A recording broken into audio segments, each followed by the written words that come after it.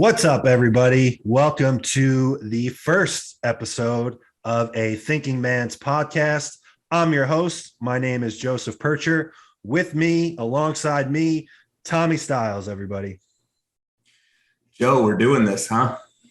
We are doing it, brother. We're going to be coming at our audience. We're going to be coming at you guys every week, every single Monday. Really excited about this project. Tommy and I have been talking about this and kind of manifesting this for quite a while. For those of you that already follow us, you probably would have seen that we did a couple rounds of Instagram Live, and that was kind of the genesis of this. We have Tommy to thank for that. So thank you to Tommy. That's a great idea.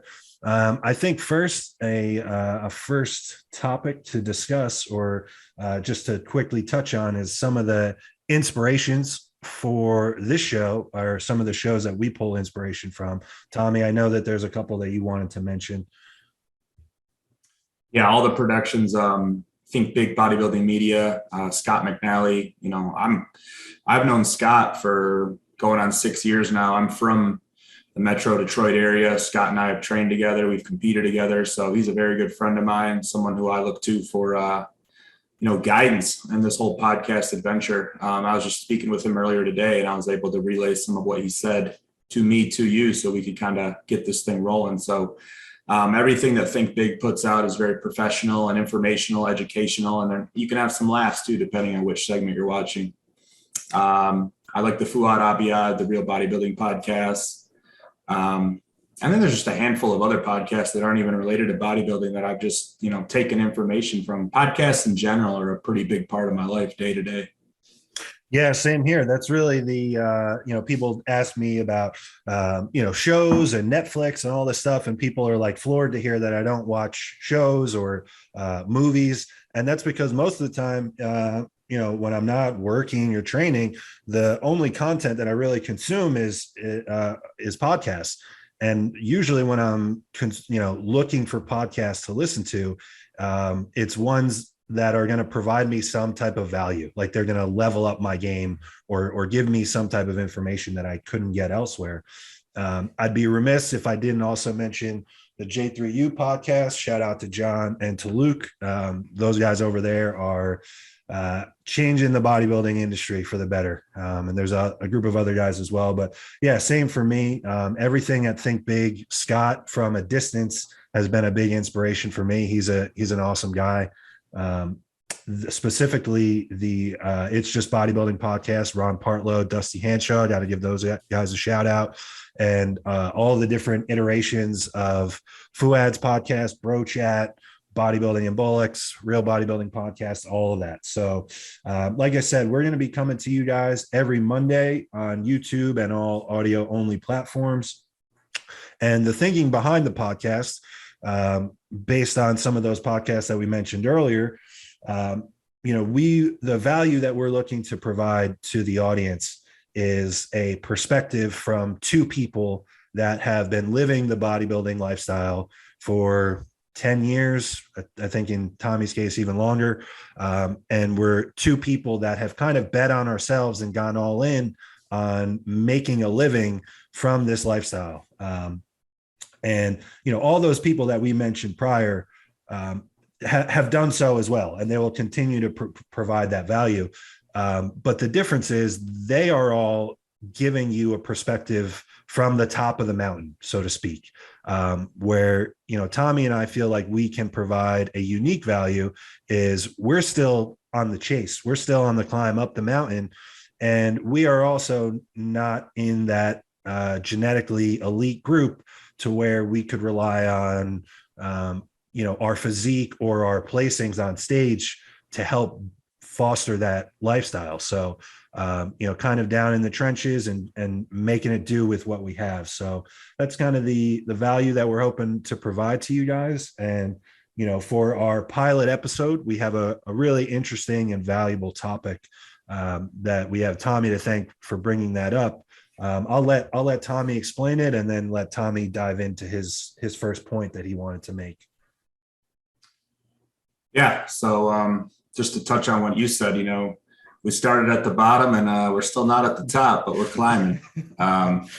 So today's episode, we're going to talk about if I knew then what I know now. So like Joe said, almost a decade deep bodybuilding, training. I started training with weights when I was 12, and that wasn't as a bodybuilder, but just living this life, taking weightlifting in high school, having to get bigger for sports. Like the iron has been a big part of my upbringing. And now, I never say bodybuilding is my life. I say I've created my life through bodybuilding. The life that I have outside of building is because of my pursuit of bodybuilding. So I feel, myself and Joe, we have something to offer.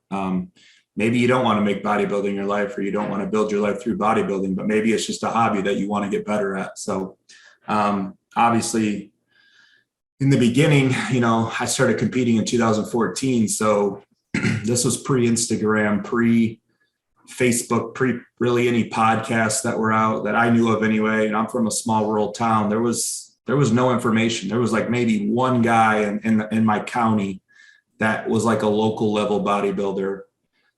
So I didn't have any information. I had some books I found. But so obviously I've taken in quite a bit of information over the years, and I could think back to what I was doing then. It's just funny how you're, as you evolve and as you learn, like, man, I really didn't know anything. I just took what I had and tried to make it work. So let's get into it. The first topic, and this kind of can apply based off where you're at in your journey. If you're new to training, if you're new to bodybuilding, it's gonna vary, but training frequency and volume. Obviously now, anybody that follows me, I train 4 days a week, hard, heavy, low volume. Back then, I would do 6 days a week. Sometimes I was training 2 sessions a day. I was just talking with Joe before we got on the air. Flex Magazine, Muscular Development, they'd put pro bodybuilders workouts in there. And again, there wasn't much information. There was no one I could talk to. So I copied those workouts verbatim, went to the gym and did them. And little did I know that I shouldn't have been doing, 32 sets of back, 8 exercises, 4 sets, 8 to 12 rep range. I'm trying to pyramid up. In all reality, the only weight I could do for 12 reps was like 185 on a bent over row. So you start real low and then go up. I didn't really know how to go about training and how to track progressive overload. So I think a lot of people make that mistake. And I know it as someone who coaches. First thing I usually do when I get someone coming to me who's already been bodybuilding, or they're interested in going, to the next level of bodybuilding, is I usually cut their training volume and their frequency back. They usually come to me doing 6 days a week, and I take them down to 5, usually 4 for guys that, my males that need to put on a lot of size. And then from there, I can teach them to get more out of what they're doing. It's not the amount you're doing, it's the efficiency of what you're doing. Yeah, that's a great point. I think more often than not, you see people doing too much. It's a combination of things. They're doing too much volume, and then a lot of it winds up being junk volume. So it's like you're paying this recovery cost as if you're doing 32 sets, but you're really only getting the stimulus of what might be 4 to 6 actual working sets, if that, if they've been lucky enough to be in the gym with someone that knows how to bring a set to failure. And like you said, you only know what you know. So for me coming up, I just, same thing. I would find anything on bodybuilding.com. I remember following Hunter Labrada before he was anybody. Like he was like still in college, I think. And he posted like a chest and shoulder workout that was like, man, just tons of volume. And I followed that for months and months on end. And then you learn how to take sets to failure and get the most out of the work you're doing. And then you see that it actually requires much less. So hearing that you pull a lot of the guys that you get down from, 6 days to 5 days to 4 days, I was in that same boat. I was doing push pull legs and then repeat. So that's 6 days a week. And then Sunday, if I was bored, I was in college. So it's like Sunday would roll around and it's a rest day. If football wasn't on, I was bored and I was probably going to do arms at the gym. So now you're looking at training 7, 14, 21 straight days. And you wonder why your weight didn't go up at all. So yeah, I think those are all great points. One of the things that I wanted to touch on too, and this kind of goes with that same point, like you only know what you know.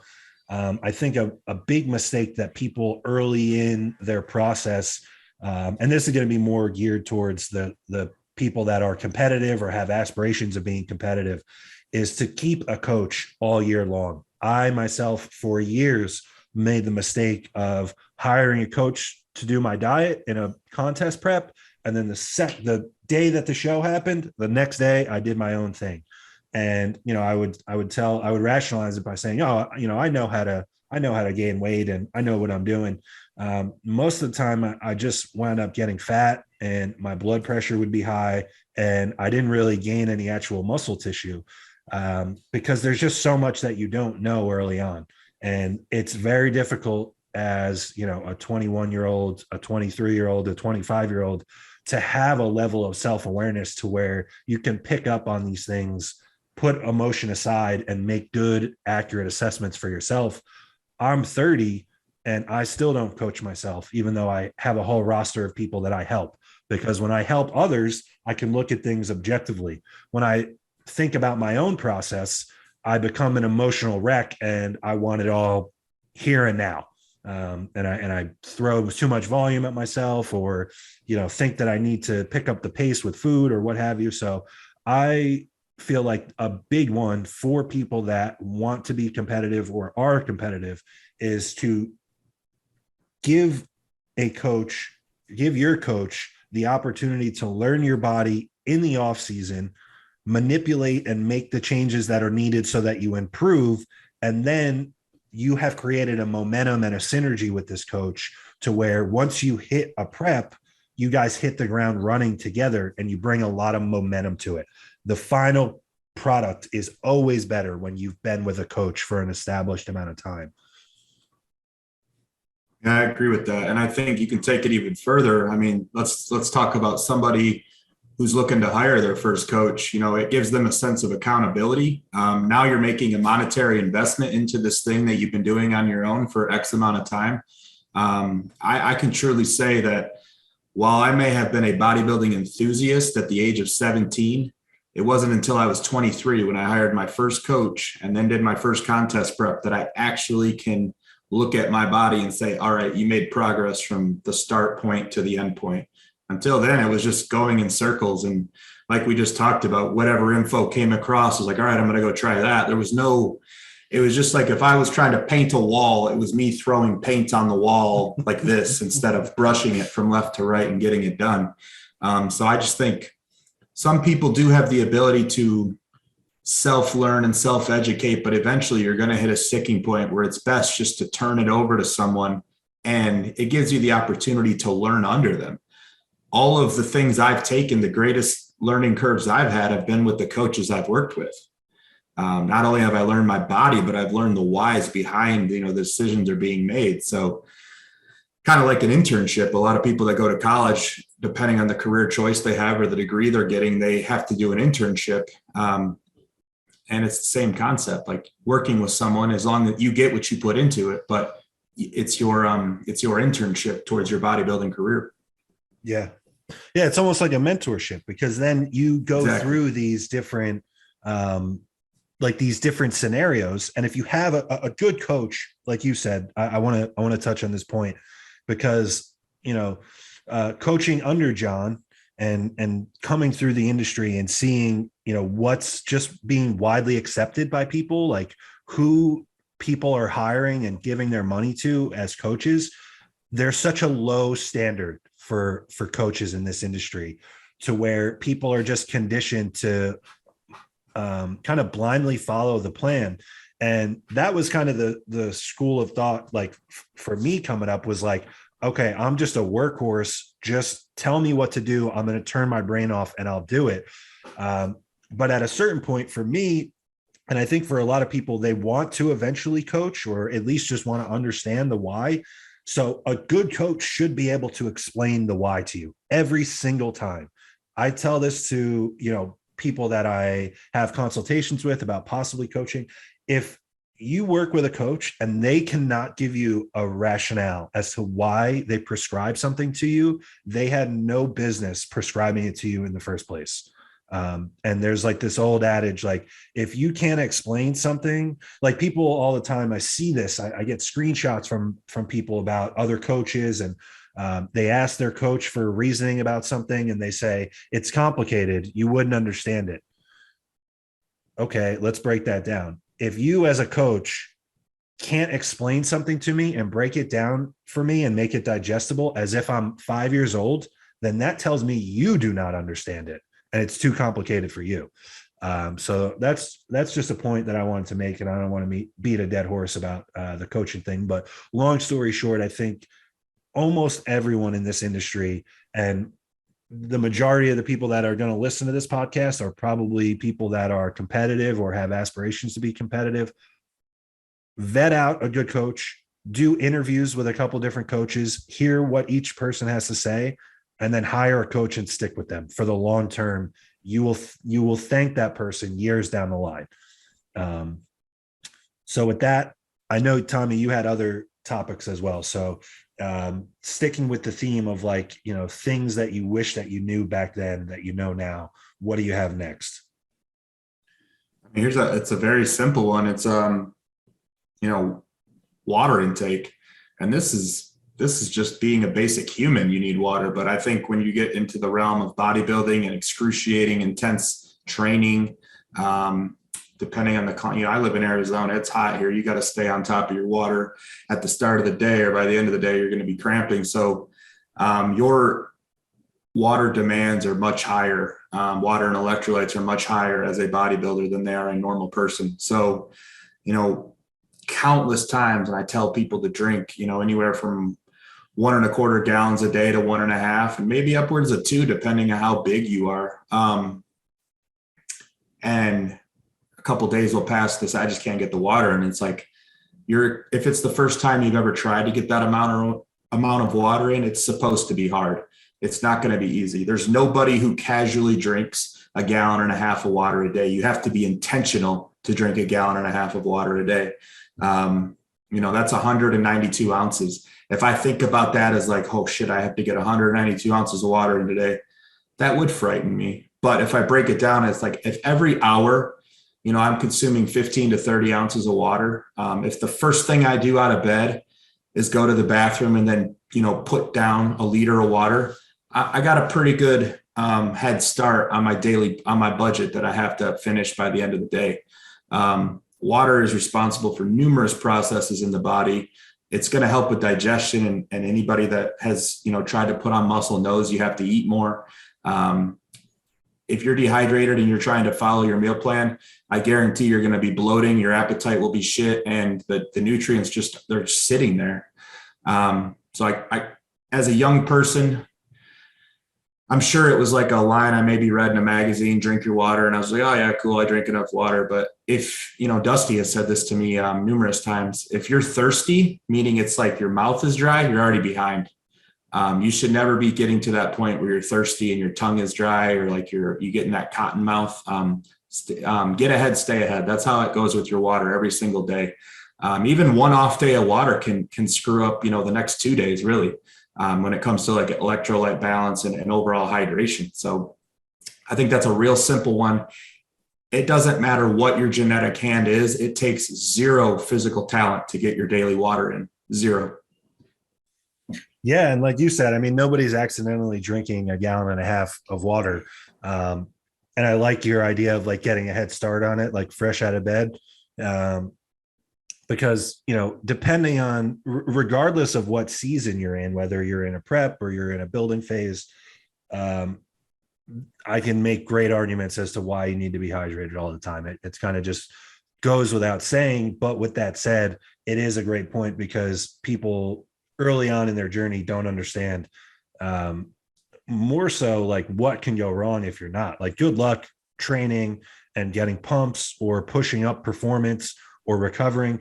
And then in a diet phase, man, water is your best friend. Like, there's been times where I'm starving in a diet and you just chug like, 1 liter of water. And it's like, okay, I guess this will hold me over to my next meal. But those are great points too. So Um, the next it's, one, it's a non-negotiable for me to, as soon as I get out of bed, bathroom, scale, liter of water. I'm not even awake doing these things. It's just like, routine.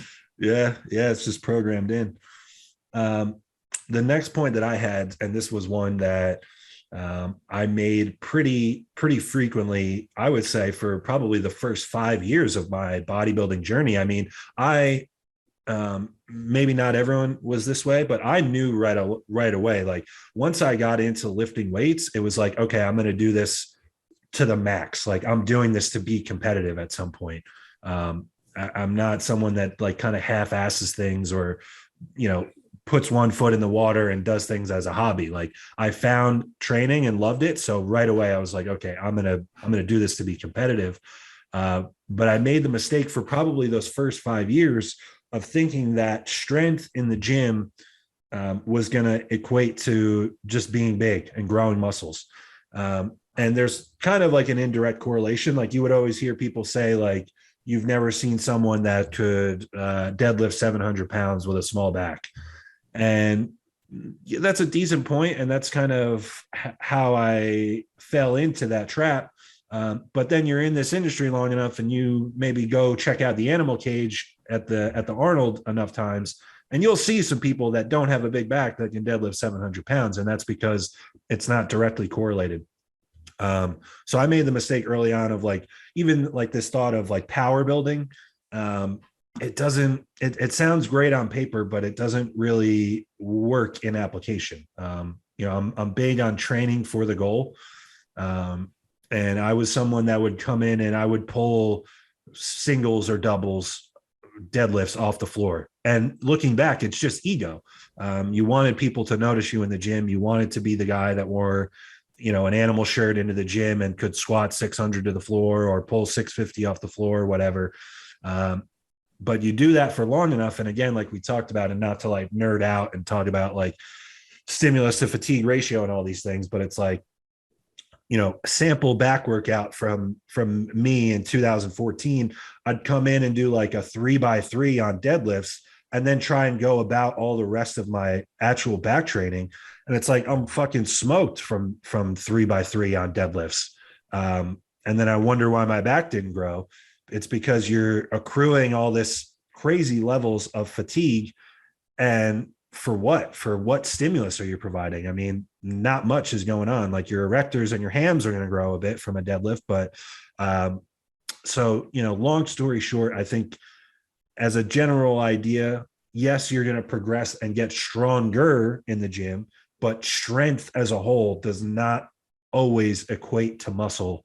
And I think the big takeaway that I'm trying to get across, especially for younger bodybuilders early in their journey, it's easy to want to look like the big, strong guy in the gym and put lifts on Instagram and go viral and all these things. I get it. But I promise you, like if I could go back and change things, I would go back and from the jump, I would train specifically for my goal. If your goal is to be the best bodybuilder that you can possibly be, and your goal is to be, a national level or a pro level bodybuilder 6, 8, 10 years down the line, and you start training specifically for that goal now, you will be better off down the road. So, and I know, Tommy, I know that you're a big, like slag iron, heavy training guy. But I'm sure that there's probably some revelations that you've had over the years that you can add to this point on.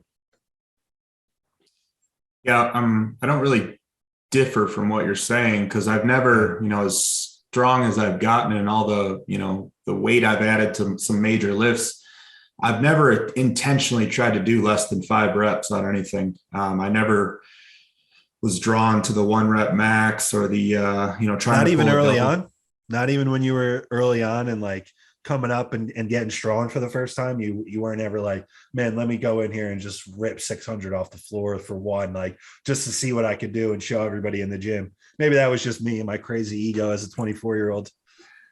No, man, I've never intentionally. You're like, no, I didn't have that ego at all. Never a problem. I had an ego, but so in terms of the deadlift, it was just like, at 16, I grabbed 405 and pulled it for 5. And that was just like the only lift I've ever had that I was like advanced on, I would say. Yeah. Squatting, I'm an average squatter, and bench press, I'm straight shit. I stopped trying to get good at it anyway, before bodybuilding. But, I did have some periodization books that I've talked with you about that I did have a little bit of guidelines to follow, and it never got me into anything below 5 reps. So any strength I've gained has been in like the 5 to 30 rep range. That being said, we talked yesterday about how I may potentially be throwing in like a 3-week strength block where you might see me hitting some doubles. So never too old. Never say never. I think when I think about strength, the first thing that comes to mind is, form and execution too, because there's strength in the sense of moving something A to B.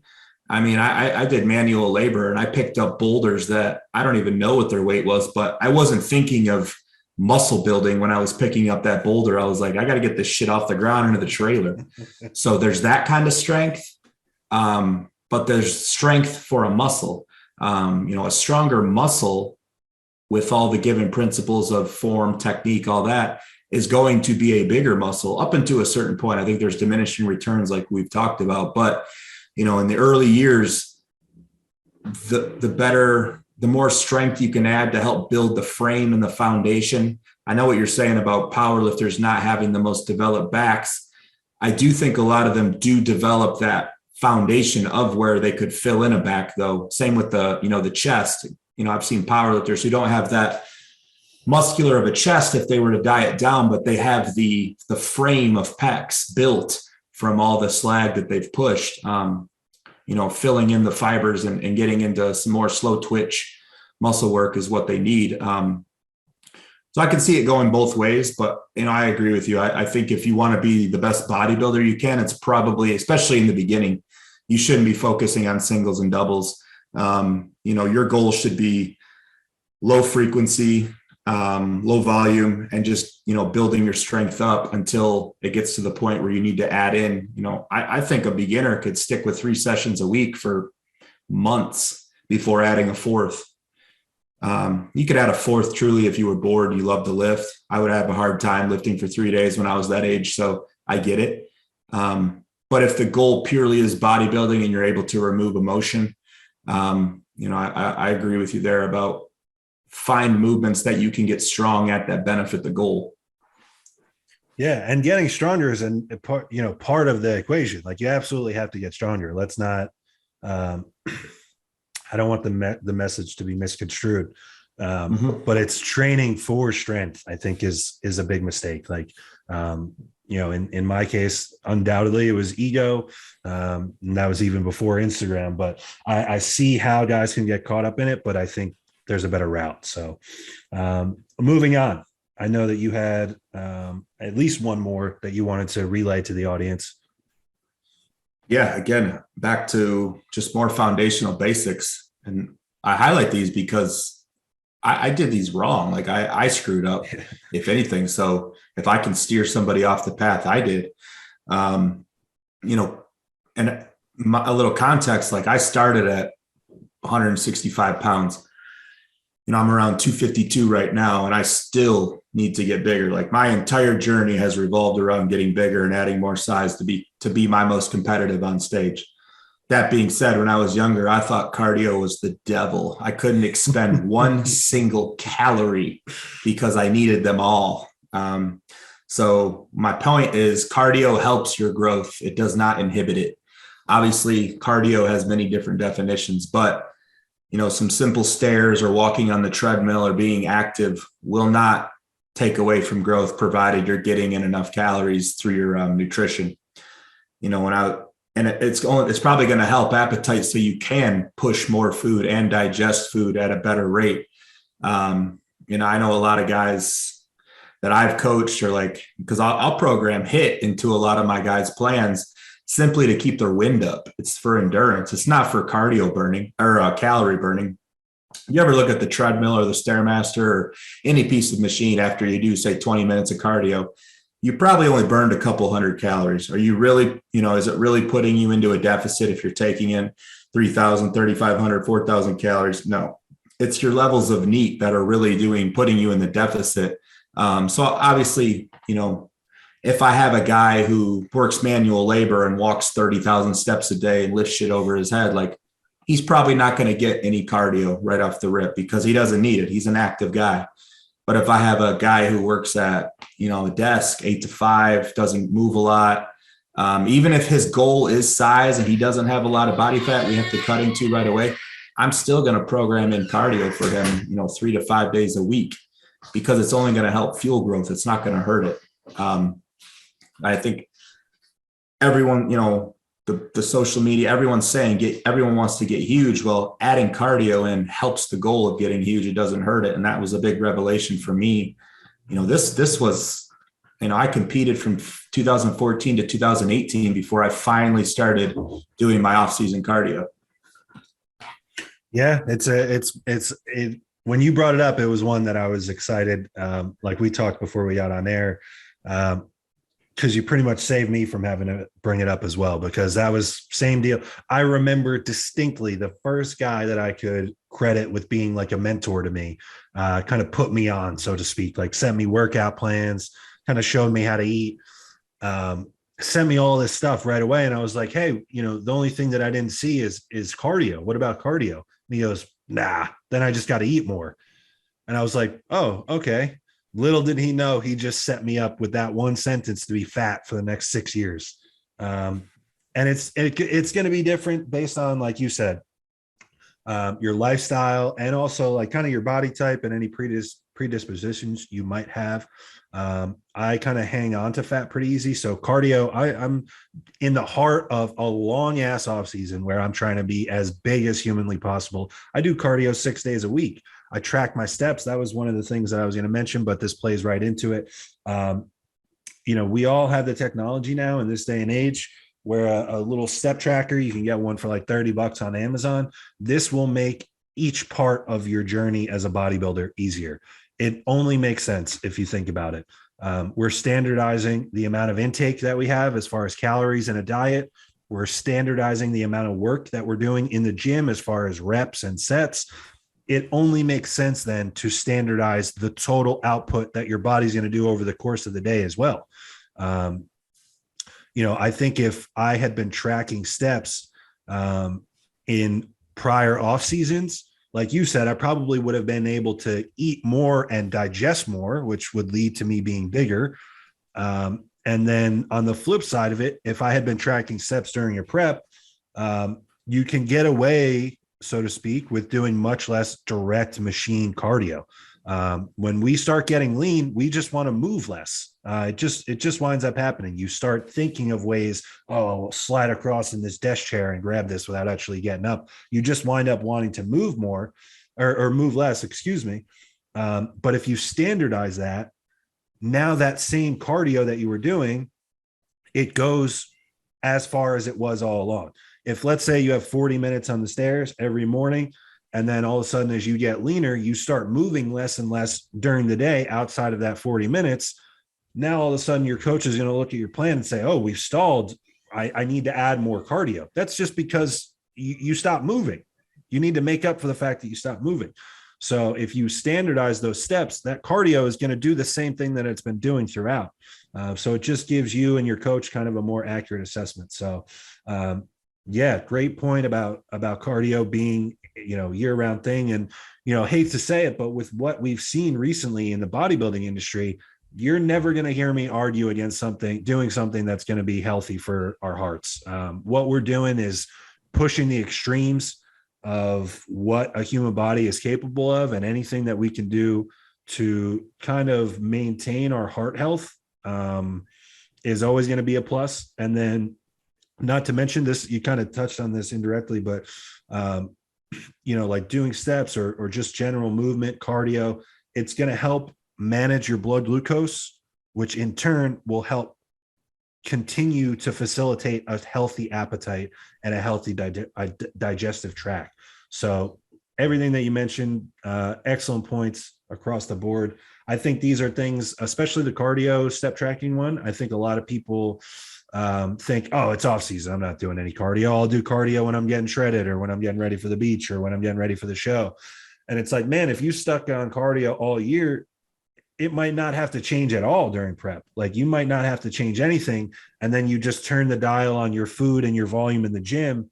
And it seems like it's much more manageable. So, I think the days of heavy bodybuilders killing themselves on the stairs in a prep should be over, knowing what we know now, to bring that fresh, full look to the stage. But now I'm way deep in the weeds. So, I don't know. Did you have another one? Or if not, I have one other topic that we could touch on. Or if you have anything else about cardio or steps or anything along those lines. No, nothing more on cardio and steps. I'll let you get yours, but like these are, I like to always, and we both like sports, and anybody listening, maybe they like sports too. Kobe Bryant talked about when he was coaching his daughter and the girls that on her team, he made them get proficient at the basics. So notice Joe and I haven't talked about PEDs. We haven't talked about supplements, over-the-counter supplementation. We're talking about foundational basics.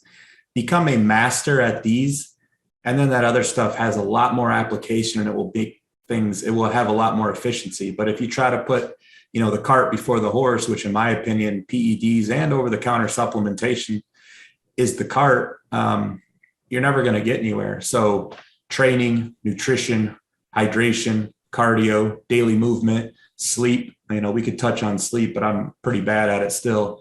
Those 6 and probably a couple others, that's your core foundation right there. Find a way to master those, or at least have a plan in place to master those. And then the other stuff, the accessories can be talked about and have a lot more benefit to you. Yeah, those are just like the basic pillars of success for bodybuilding, those things that you touched on.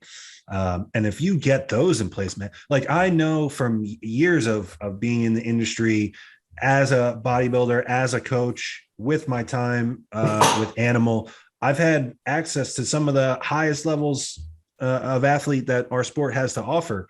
And you'd be amazed that people at the highest level don't have some of these foundational things down. So, anybody that's listening to this, regardless of where you are with your physique or where you are within your journey, it may sound super basic. All of these things may sound very basic to anyone that listens to this, but I would take a hard look at how you're really executing all these things, because if you can nail these things down, you're going to be in a much better place than the majority of the people that, that take on this bodybuilding endeavor. And, because I'm sure people, will ask or listen to this and think to themselves, oh, well, like, what about some of the more advanced stuff? Like, I know these guys love to talk about training. When are we going to talk about ramping up volume or rest pause sets, or when to deload, some of these like advanced things? And it's like, well, one, this is the first episode of the podcast, so we need to make sure that everyone understands, like, we need to cover the foundational stuff first. But also, like you said, all of that other stuff is like icing on the cake. PEDs, what about carb cycling? All of that stuff like is so far down the road, and like it sounds more exotic and exciting than any of this other stuff. But this is the foundation of living a bodybuilding lifestyle, especially if you're in this for the long haul. You're in this because 10 years from now, you want to be the best bodybuilder you could possibly be. All of these things that Tommy and I are talking about should be executed at a high level. Like, you're not going to wake up tomorrow and all of a sudden look like a professional bodybuilder, and then that's when you start living like a professional bodybuilder. That may not be everybody's goal that listens to this, but for the people that are listening to this and your goal is to be a professional bodybuilder one day, you need to start that process by living like a professional bodybuilder every day, first and foremost. And then the last topic that I had, as far as things that I wish I knew then that I know now, and this is a recent development for me, and it's not going to be for everyone's situation, but for me personally and some of the people that I've helped, best progress that I've ever made, or some of these people have ever made, happened in the off season when we stopped doing untracked cheat meals. It just got to a point for me where I'm tracking every gram of food over the course of a week. I eat 6 times a day, 7 days a week, 42 meals. I'm literally weighing things to the gram. If my plan calls for 200 grams of chicken and it's 201 on the scale, I'm going to use scissors to cut the 1 gram off of it. And then, so I do this all week. I measure my supplements. I measure it all. And then one time a week, I go out and eat like a maniac, and none of it's tracked, and it's just fucking caution to the wind. For me, you look at some of the research on what's even a 30% caloric surplus can do to your blood sugar the following day. Really, it just doesn't make sense. Like for me in my off seasons, I realized looking back, excuse me. Oh, excuse me. Sorry to anybody listening. Hopefully Paul can edit that out. But for me, it was, I'd go have a cheat meal on a weekend. Let's say I go out Saturday night and have a cheat meal. Sunday, my digestion is wrecked. My fasted blood glucose, I wake up and it's 106, which for anybody listening, that's not good. And my digestion might not be back to normal until say Tuesday. And then now I only have from Tuesday to Saturday again to be productive. And then I'm going to go do it again. So now I'm looking at, out of the course of 7 days, I might only be really productive for 4 of them. So now you're punting 3 days a week. You think about that over the course of a month, over the course of 6 months, over the course of 5 years. I just wasted all of this time because I wanted to go out and bring my girlfriend to a restaurant and stuff my face. Now, I understand there are some ways to do this. Like, most restaurants offer the calories for whatever you're eating. There's apps. Most people can kind of decipher like what it is that they're eating. And in that case, I'm all for it. Like having a educated idea so that you're in the ballpark and not way overblowing it. But I had to mention this because I have seen such a difference in myself. And then for the few people that were like willing to kind of do without them in the off season, the results speak for themselves. So I also understand that I'm in a different spot. So for somebody like Tommy has to put down an insane amount of food to put on weight and to put on muscle. So he may have a completely different perspective on this and a different experience in this. And there's a lot of people that will. And there's also a consideration for like the mental side of bodybuilding. If you have family, if you have kids, you have a significant other, you want to have date nights, you want to be able to bring the kids out to eat. I understand all these things, but I have seen, and just a logical thought process when thinking it through, I think it makes a lot of sense to try to limit those untracked kind of free-for-all calorie surpluses. Yeah, no, I mean, even as much food as I put down, I've been making my best progress without them in play. And if I wouldn't even call it a cheat if I have something, because I would do it at home. So I would be able to, I know what I did. Cause for me, it's like, getting north of 5,000 calories, basically permanently. I don't ever go below that right now. Even, in a maintenance phase. So for you, that's a perfect example. Like, how are you supposed to put down 5,000 calories a day if tomorrow you go out and have a cheat meal that's 3,000 calories alone, and it's like some burger, some pizza or something? The following day, you are not going to digest that. Like, even if you just get back on plan, you're not digesting all that food. There's just no way. No. And that's what I noticed. It was just creating brain fog, digestive issues, lethargy. And there's never, personally, I don't need the mental psychological component of a cheat meal. I don't need to, I don't have friends that we go out to eat. I don't have I live in Arizona. My family's in Michigan. I don't have any desire to, I'm the guy that will always, I've taken my cooler to restaurants numerous times. I carry it in and put it right by my chair. I've taken my cooler to multiple weddings. I carry gallon jugs with me. I am that bodybuilder that will do all of those things because that's my source of happiness. That's how I want to live my life. And I don't have a problem explaining that and being that guy anywhere I go. That's what it took for me to take the next step to where I'm at now. and to take another step and go higher than where I'm at now, it's just going to require more of that. So I've had cheat meals built in before. I've had, up to 3 a week. And it just, like you said, it just slows things down. I'd rather give myself more food during the day, every day, than have a cheat meal that's larger in calories once or twice a week. As a coach, it's my job to find out what path to put the client on to get the most success. If you come to me and tell me like, hey, my significant other and I need to have 1 day a week, and we want to, all right, go ahead. I might give you some guidelines. I might ask you to like, maybe don't treat it like it's your last meal ever, but go out once a week. If you can give me, say 40 meals perfect and you have 1 meal, progress can definitely be had. Every case is different. I have a couple younger guys who maybe they haven't run into the digestive issues I have and the GI stuff I have. When I was younger, dude, I was a fucking garbage disposal. I could eat whatever I wanted, dude. And I had no digestive issues.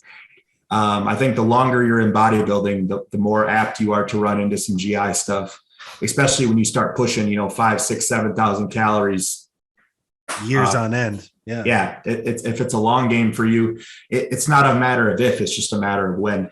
But the younger guys, my 20-year-olds, go out, have all you can eat sushi, set a record, eat your face off. And not, there's going to be some guidelines there too. But my point is like, there's no, Joe and I aren't saying that there's a one size fits all and you have to do it the way we do it. I've just found that I have to be sadistically obsessed with my process year round and daily. Like, I don't even want to turn off for that 1 meal. Truthfully, if a meal gives me digestive issues, I'm not going to enjoy that meal because my next day, maybe my next 2 to 3 days just got ruined. And I'm not willing to give up time and days like that just for 1 meal, not for myself and definitely not for anybody's social event that they invite me to. So, it caused some issues with me and family in the beginning. I've been the guy that takes Tupperware to holidays and I'm not in prep. Like, I just won't, anything I don't prepare and I don't know what's in it. Like, I can't risk my digestion being fucked up on it.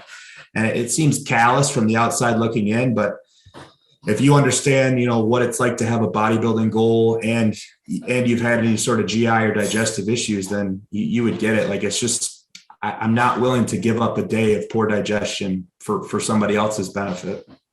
Yeah, it's just not, it gets to a certain point where it's just not worth it. And then it's also, there's, everyone wants to talk about PEDs and different protocols and carb cycling and insulin and all these different things.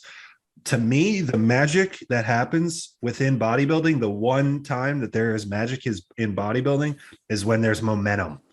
And a cheat meal to me just is a roadblock of my momentum. Like, if I can string together 3, 4, 5, 6 months like I have without having one of these meals that like blocks my momentum, that's when you're giving yourself, this is how I look at it. I'm giving myself the best opportunity that I possibly can to unlock whatever the best version of my physique is.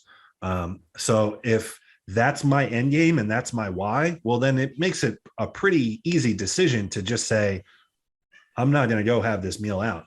Now, like you said, yeah, I have younger guys as well. That seems to be a big chunk of my following, younger guys. And depending on what season you're in, depending on what your significant other is and what digestive issues you've had or have not had in the past. I almost all my people have cheat meals in the plan, or free meals, I like to call them, untracked meals, whatever. But a big one for some of the guys that I have that are like, hey, I don't really necessarily need this, or, I'd like to have something with my girlfriend, but we don't necessarily need to go out. I think a good option is having whatever you like, but not whatever you like, but having a meal off plan that you prepare at home. So like, if you're big into breakfast, yeah, make breakfast at home, or, have your lady make you dinner, whatever the case is. I think that always winds up being a more controlled option, because then you can kind of fit it in, so to speak. But yeah, those are just some of the points that we wanted to make as far as things that, looking back on our bodybuilding journey, we felt like, hey, if there was a 20 or a 21-year-old kid that wanted to be a bodybuilder and really love this lifestyle, what are some things that we could press onto him? And, as I say that, 20 or 21, that will definitely help those guys. But if I would have heard this podcast at 25 or 26, there would have been a lot to take from it. So, for everybody listening, I hope that there was some good takeaways and some good value there. I personally don't have anything else. Tommy, you got anything else? Oh, just another real quick one on the cheat meal thing. The cheat meals are trending. Rarely do you see someone go have a cheat meal or a free meal or an off-plan meal and not post about it on Instagram. So that causes hysteria and it gives FOMO. Well, my coach hasn't given me that. Why not? And then they ask about it. Right. If it's not part of a plan or it's not part of the immediate process to get better, then what's the point of it? That's the way I look at it now. But also I know a lot of people who they don't put effort into their plan. They don't put effort into their cooking. I'm sure you've had boiled chicken before because you're my age. I remember boiling fucking chicken with no seasoning on it and eating that shit dry as cardboard every single day. Oats, I've had oats that taste like sandpaper and concrete mix. Yeah, because I didn't, I was new to it. But we're living in a different era now. Air fryers, instant pots, George Foreman's that have 5 different things they can do. There's all these different things. A rice cooker. Stop boiling your rice in a fucking pot. Yeah. I can't imagine having to tend to my rice because it's boiling over. I start the rice cooker. Do it. I did too, and then I got a rice cooker, and it's been my best friend for a decade. Best $30 investment a bodybuilder could ever make. Exactly. So these things I'm mentioning, invest in them. They won't go bad. I've had the same rice cooker for almost literally a decade. Me too. If you're younger and money's tight, ask for these things for Christmas. Don't ask for, Beats or Jordans or bullshit like that. Ask for bodybuilding stuff that's going to help you along this journey. But there's no excuse. If your food tastes like shit, that's on you. There's no reason your food should taste bad in 2022. There's so many different ways to have your stuff cooked. If you're, in a good place income wise, use a meal prep company. But there's no reason that you should be wanting a cheat meal because you need a break from your diet. I love my food. I love the stuff I make. I have a very bland palate, but also I don't crave going out to restaurants and bullshit. It's just not something that crosses my mind because I find enjoyment in the meals I eat. The only times I don't is because of the amounts of food I have to push, but the taste of my food is never an issue. So that's a key point. If you're younger getting into this, or you've already been in this and you hate your food, look inward, reflect on it. Why does my food suck? Am I not putting effort into it? You get what you put into bodybuilding, you get what you put into your cooking. That's just a quick tangent I wanted to go on because I do have same thing as you. I have a lot of younger people who I know they're doing the bare minimum to make their food taste good. And I'm like, yeah, I wouldn't want to eat boiled chicken for the next decade either. I'd quit bodybuilding if I would have kept doing that. You know what I mean? It's a great point, man. It's because the thing is, this lifestyle comes down to doing things.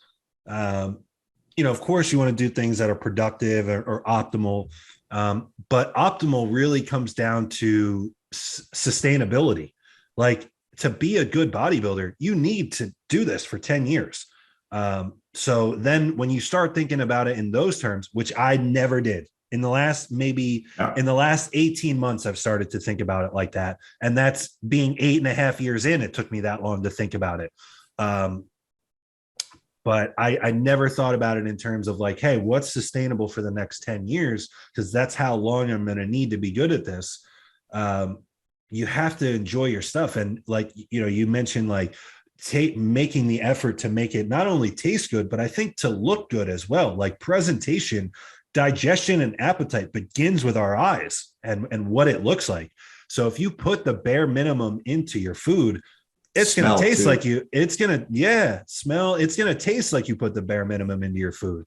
And then that's where it's oh man, I need to go have a meal at a restaurant. It's no, you just need some more effort into your food. And I think it's a great point too about a meal prep company. A lot of my guys are younger in their process, so maybe they don't have the financials to do so. But some of these people, I help, some people that are, more established adults, and they have plenty of money. And it's like, oh, they complain that they don't have the time to cook. And I'm like, if you don't have the time, you have the money. Like, let's invest in this meal prep company, because it's not only going to be enjoyable, but it's giving you time back. I think time is our most valuable commodity. And if that payment to a meal prep company is going to give you that time back and check one of the biggest pieces of the puzzle off for you, it's kind of a no-brainer. So yeah, definitely a little bit of a tangent, but a very, very good point. And it's something that even at fucking 27 years old, I could have taken that advice and gotten a benefit from it. So all good stuff here, buddy. I don't have anything else. You? That's it for me, man. I think any big takeaways or anything that you want to convey to our audience? No, I mean, anything you guys want to hear, drop it in the comments. So where can you find this? You'll find this on Apple Audio. All audio only. So it'll be on Spotify. It'll be on Apple Podcasts. And then, of course, it's going to be on the Tommy Stiles YouTube page. Right. So YouTube is just my name, Tommy Stiles. Again, this will upload every Monday. Time will be TBD, but every Monday from here till the end of time. Joe and I are committed. When we decided to do this, I have very high standards for myself. He's the same. I don't want to just start a podcast and 6 weeks in, we drop the ball and then you don't hear from us for 6 months. Like, I want to be a weekly establishment, as does Joe. So that was the whole, the whole agreement. It was like a 7-minute conversation. I was like, you want to do another IG live? We were sending voice memos back and forth. And then I was like, we should probably just do a podcast. So I'm excited to get this going. Any ideas you have, anything you guys want to hear, anything related to even stuff off of the bodybuilding X's and O's, entrepreneurship, success, motivation, anything along those lines, philosophy. Anybody that's followed me for a long time knows I'm very into Marcus Aurelius. I had adopted Stoicism as my main way of life when I was about 26. So I've been, almost 5 years of applying it now. And it's definitely changed who I am as a person, but that's played a big role in bodybuilding too. So, we're not just going to nerd out on the X's O's of bodybuilding every minute of every podcast. We will, go into some other stuff that plays a role into how and why we bodybuild. Yeah, all good stuff. I think, the main thing that we want to do, like I kind of touched on earlier, we wanted to give access to the audience of anyone that might be listening. We wanted to give you guys access to two people that have kind of gone all in on this lifestyle and have been able to kind of from the ground up make a living out of this, doing what we love to do. And that's not to, humble brag or anything like that. It's to show you like, hey, there are other people than the people that are just at the top of a mountain that are doing this. And if you put enough into it and you're committed enough to it, there's an avenue for those of us that are kind of in the middle ground as well. So it doesn't mean that, if you're not a pro and you don't own your own supplement company, that there's no money in bodybuilding, because that's not the case. There's a way to make a career out of what you're passionate about, regardless of what avenue you choose. So yeah, long story short, we want to provide you guys, the audience, we want to provide you with value that maybe you won't get elsewhere, and access that you might not get elsewhere. Yeah, Fuad and all those guys are awesome. I watch them every week religiously. They're a huge part of my weekly routine. Dusty and Ron, the same thing. But those guys aren't always so available because the following is huge, and they may not see your message or what have you. Tommy and I are going to try to be men of the people, so to speak. So we're looking to provide you guys value and bring you content that you guys want to hear and interact with. So thanks for anyone that listened and followed along. Just to repeat, this is a Thinking Man's podcast. Pilot episode will be coming at you guys every Monday. And for Tommy Stiles, I am Joseph PIRCHER, and we are out.